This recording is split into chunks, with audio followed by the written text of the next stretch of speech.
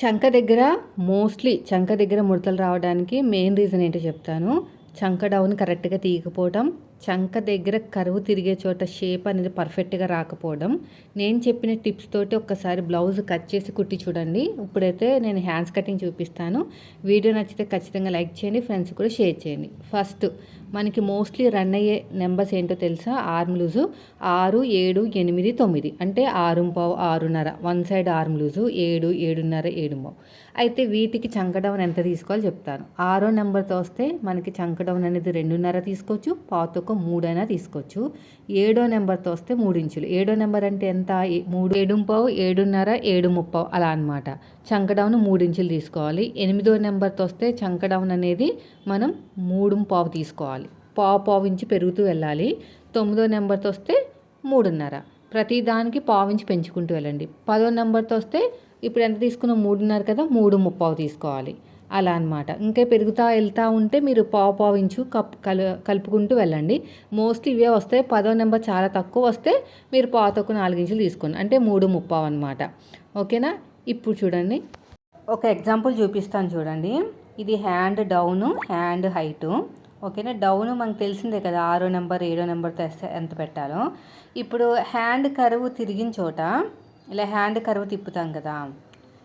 Hand curve అనేది ఎలా తిప్పుతాము? Arm లూజ్లో సగానికి ఫోల్డ్ చేసుకుని మార్కింగ్ వేసుకుంటాం కదా. ఇక్కడ మనం కరువు తిరిగిన చోట 1/2 ఇంచు లోతు, అది కామనే. నేను ఇప్పుడు కటింగ్లో చూపిస్తాను. ఇక్కడ నుంచి ఈ కార్నర్ నుంచి కరువు ఎంతవరకు తిప్పాలి అనేది చాలా ఇంపార్టెంట్. అది కూడా ఆర్మ్ లూజ్ని బట్టే ఉంటుంది. అర్థమైందా? ఆ హ్యాండ్ కరువు తిప్పుతాం చూసారా, ఆ కార్నర్కి ఎంత పెట్టాలి, ఏ సైజు వాళ్ళకి ఎంత పెట్టాలి అనేది చాలా చాలా ఇంపార్టెంట్. 6 నెంబర్తో వస్తే మనం ఖచ్చితంగా 1.5 ఇంచు, 7 నెంబర్తో వచ్చినా 6 నెంబర్తో వచ్చినా 1.5, 8 నెంబర్తో వస్తే పావు తక్కువ 2 ఇంచులు అంటే 1:30, 1.75 అనమాట. 9 నెంబర్తో వస్తే 2 ఇంచులు, 10 నెంబర్తో వస్తే 2:15, 2:30, 2:30 అలా పెంచుకుంటూ పోవాలి. నెంబర్ పెరిగే కొద్దీ పెంచుకుంటూ పోవాలి. ఇప్పుడు నేను కటింగ్ చేసి చూపిస్తాను. ఒక్కటే గుర్తుపెట్టుకోండి, సరిపోతుంది. ఓకేనా? 6 నెంబరు, 7 నెంబరు, 8 నెంబరు, 9 నెంబరు, ఈ నెంబర్స్ తోటి ఆధారంగా చంక డౌన్ కరువు తిరిగిన చోట అక్కడ మనకి ఆ లోత్ అనేది ఎంత తీసుకోవాలి ఆ కార్నర్ దగ్గర, అవి తెలుసుకుంటే మీకు పర్ఫెక్ట్గా వచ్చేస్తుంది. ఒక్క ముడత కూడా రాదు. చాలామంది కటింగ్ చేసి సక్సెస్ అయ్యారండి. ఓకేనా? చూడండి, 6 నెంబరు, 7 నెంబరు, 8 నెంబరు, 9 నెంబరు. ఇంకా మిగతా నెంబర్స్ వచ్చినప్పుడు సేమ్ అంతే, పావు ఇంచు కలుపుకుంటూ వెళ్ళిపోవాలి. అన్నిటికి కొంచెం తెలిస్తే చాలండి, మిగతాది మీకే వచ్చేస్తుంది. ఇప్పుడు నేను ఇది మనకి పాండా పెన్సిల్స్ అనమాట. మనకి ఈజీగా ఐరన్ చేస్తే మొత్తం మార్కింగ్ అంతా పోతుంది. ఎవరికైనా కావాలంటే ట్యాగ్ చేస్తాను, తీసుకోండి. ఇప్పుడు సింగిల్ ఫోల్డింగ్లో ఉంది. ఇలా కట్ చేస్తే మనకి ఒకటే హ్యాండ్ కట్ అవుతుంది. మళ్ళీ మనం ఇంకొక ఫోల్డింగ్ అయితే చేసుకోవాలి. ఇలాగే ఇంకొక ఫోల్డింగ్ చేసేసుకోవాలి. ఎల్ స్కేల్ తీసుకోండి. ఎల్ స్కేల్ తీసుకుని ఇలా వీడియోలో చూస్తున్నారు కదా, ఎల్ స్కేల్ తీసుకుని స్ట్రెయిట్గా లైన్ వేసుకుని ఖర్చుల కోసం ఒక 1/2 ఇంచు. మనకి హ్యాండ్ హైట్ వచ్చేసి 10.5 ఇంచులండి. ఇప్పుడు ఎక్స్ట్రా ఉన్న క్లాత్ అంతా కట్ చేసేయండి. ఫస్ట్ ఇదంతా కూడా కట్ చేసేసుకుని ఇప్పుడు మనకి హ్యాండ్ హైట్ వచ్చేసి 10.5 ఇంచులు. కింద ఖర్చులు వదిలేసి పైన ఖర్చులు వదిలేస్తే మొత్తానికి మనం 10.5 ఇంచులకు మార్కింగ్ వేసుకుని పైన ఖర్చులు మొత్తానికి 11.5 ఇంచులండి.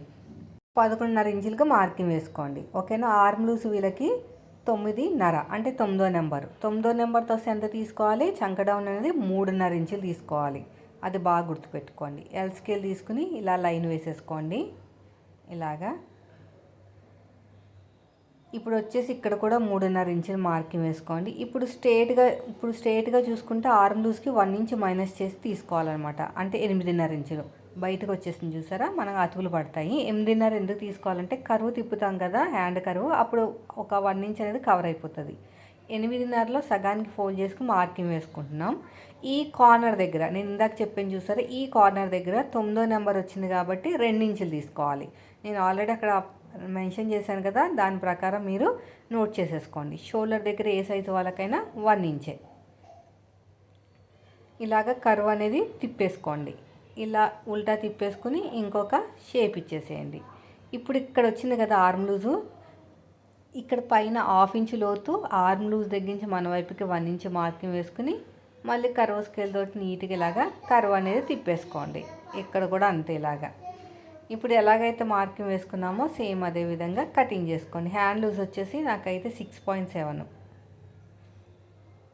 ఇలా లైన్ వేసేసుకోండి. ఎగస్ట్రా ఖర్చు కోసం 2 ఇంచులు. ఇప్పుడు ఎలాగైతే మార్కింగ్ వేసుకున్నామో సేమ్ అదే విధంగా కటింగ్ చేసేసుకోండి. ఇక చిన్న టక్ అయితే ఇచ్చేసేయండి. సైడ్ కూడా ఎగస్ట్రా ఉన్న క్లాత్ నీట్గా కట్ చేసుకోండి.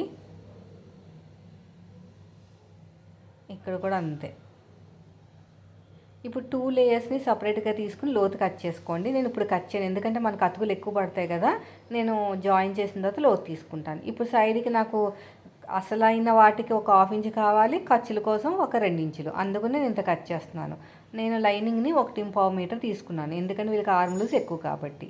సో మీరు ఈ టిప్స్ ఫాలో అవుతూ హ్యాండ్ కటింగ్ చేశారంటే పర్ఫెక్ట్గా వచ్చేస్తుందండి. ఎక్కడా కూడా మీకు ముడతలు వచ్చేసి క్లాత్ ఎక్కువ వచ్చేసి అలా ఏమి ఉండదన్నమాట. వీడియో నచ్చితే మాత్రం లైక్ చేయండి. నెక్స్ట్ వీడియోలో మళ్ళీ నేను ఇంకొక వీడియో అనేది పోస్ట్ చేస్తాను, బ్యాక్ పార్ట్ ఫ్రంట్ పార్ట్ అవన్నీ కూడా. మీరైతే ఫస్ట్ ఇది ప్రాక్టీస్ చేయండి. హ్యాండ్ కటింగ్ పేపర్ మీద ఒక 100 సార్లైనా ప్రాక్టీస్ చేస్తే మీకు వచ్చేస్తుంది. అన్ని రకాల ఆర్మ్ లూజ్ ప్రకారం కట్ చేసేయండి. వీడియో నచ్చితే మాత్రం లైక్ చేయండి. Thank you for watching.